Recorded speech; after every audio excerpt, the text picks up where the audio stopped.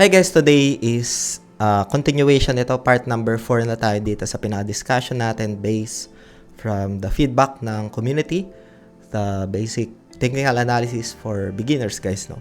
So recap lang natin yung discussion natin ng part 3, how to tell when the market is trending. So like for example, we discuss yung structure ng markets. Pag uptrend, meron siyang series ng higher highs and higher lows, no?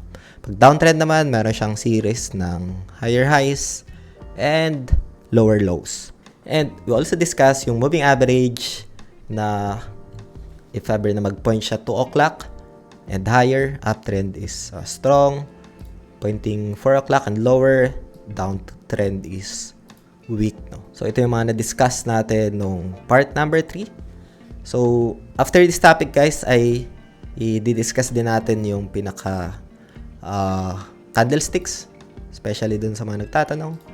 So please stay tuned lang dito sa ating topics, no? So today's topic, how to read the price action ng any markets and determine yung strength and weaknesses guys, no? So discuss natin yan dito sa video natin today. Before we start, kung hindi nyo pa na-like itong video na ito, please like this video first, subscribe yung YouTube channel natin, turn on the bell icon para ma-notify kayo dito sa mga updates natin na ginagawa sa ating YouTube channel guys, no? So dito we just focus lang sa pinaka module na lang, how to read the price action of any markets and determine yung strength and weakness guys, no? So ito yung mga example na makikita natin. Slope ng impulse move ay getting flatter, candlestick bodies getting smaller on impulse moves, slope ng corrective moves getting steeper, candlestick bodies getting larger on corrective moves. So let's check. So this one is the example ng nagkakaroon siya ng flatter move guys, no? Halos dikit na yung pagbagsak ng presyo, so meaning nagkakaroon na dito ng in control ng mga bears, no? So it's on a downtrend scenario na. So another example is yung candlesticks is getting smaller yung pinaka-body niya on the impulse moves guys, no? Like for example this one, puro na kulay red tapos maliit na yung body niya, nagko-close siya sa red candles. You can see the candlestick size is getting smaller, showing the lack of momentum on the downside guys, no? So this example is on the weakness, downtrend ng price action, no? So like for example, yung slope ng corrective moves is getting steeper. As we observe this one, halos dumidikit na yung pinaka-price action tas series of red candles na before siya magkaroon ng pag-dump, no, or declining phase, no? So corrective move getting steeping, signaling the bears are gaining control. As we observe here, kakaroon siya ng pagbagsak ng presyo, mas mahaba na yung corrective and series ng red candles, nag-close siya ng ganyang scenario. And next one is yung candlesticks, no?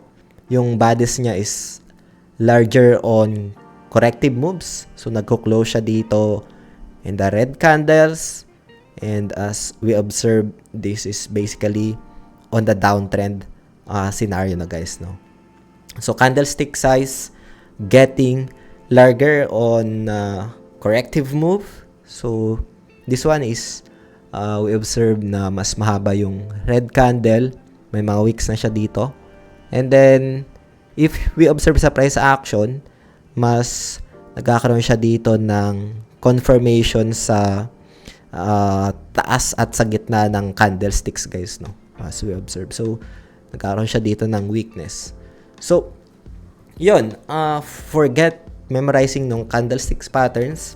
Kailangan lang natin dito na maintindihan is yung wick. Like for example, yung length ng wick, size ng body, and yung close ng body candle, no? So we just observe that one, series of wicks. Ayan.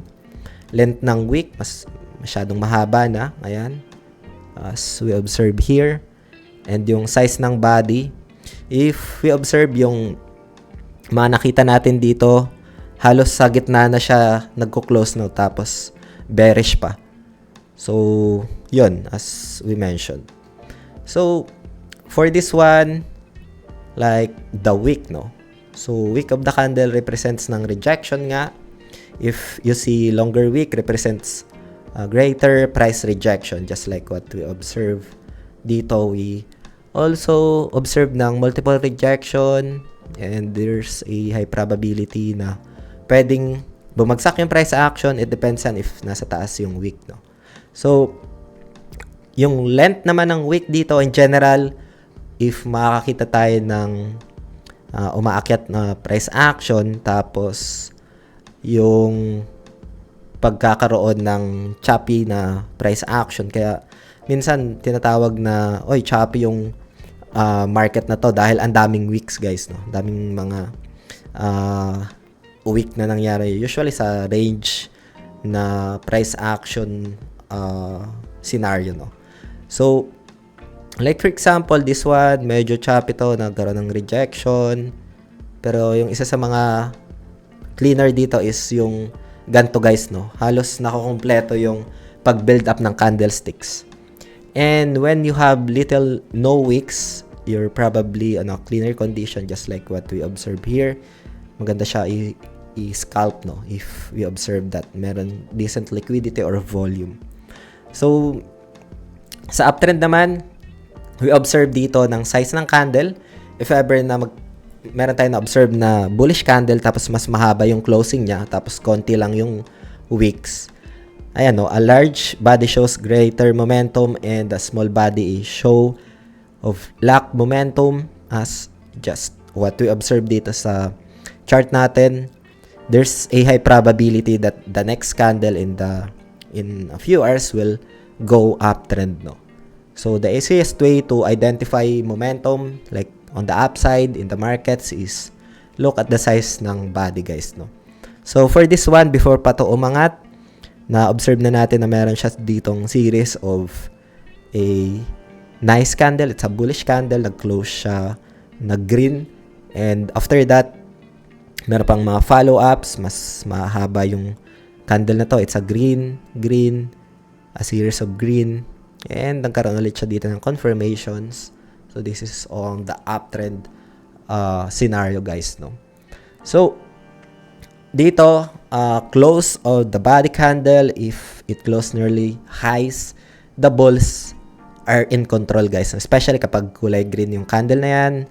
Mini chart, early time frame or daily time frame, we observe that kind of candle. So, para ma-identify natin yung pinaka-chart natin, we just observe doon sa candlesticks, guys. Just like, for example, this one. If it closes near the middle or nag-close doon sa pinaka-middle, the market is undecided, guys, no? Like, for example, this one, nagkaroon siya ng pag-close sa gitna, and then mas mahaba yung wicks. So, undecided yung market if makita natin, no? So, if closes near lows, the bears are in control. So, this is bearish candlesticks. Nag-close siya in red. And then, we observe as well dito ng nasa baba yung pag-close niya. Tapos, meron siyang wicks. So, that's a bearish scenario. And then, for example, this one as well. So, yun yung isa sa mga basic lang, simple to observe sa price action, and yung pag-close ng body candle, no? So, yun. We have learned dito to read the price action of any markets and determine the strength and weakness na ito.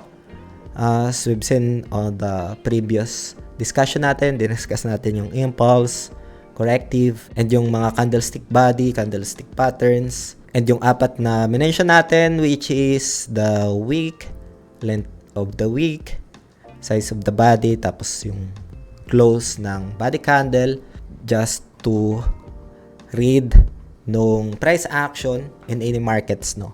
So, we determine the strength and weaknesses gamit lamang yung apat na na-mention natin dito guys, no. So, puntahan natin yung pinaka next topic natin dito, part 5. Ito yung tinatawag na advanced candlestick knowledge that nobody talks about. So, kita-kits tayo sa part number 5 ng discussion natin dito. If you find this video interesting guys, please like this video and subscribe yung YouTube channel natin. Turn on the bell icon para ma-notify kayo dito sa mga updates natin. Kita-kits tayo sa part number 5 ng discussion natin dito guys. Maraming salamat ulit sa panunood. Ingat tayong lahat and peace out. Bye for now.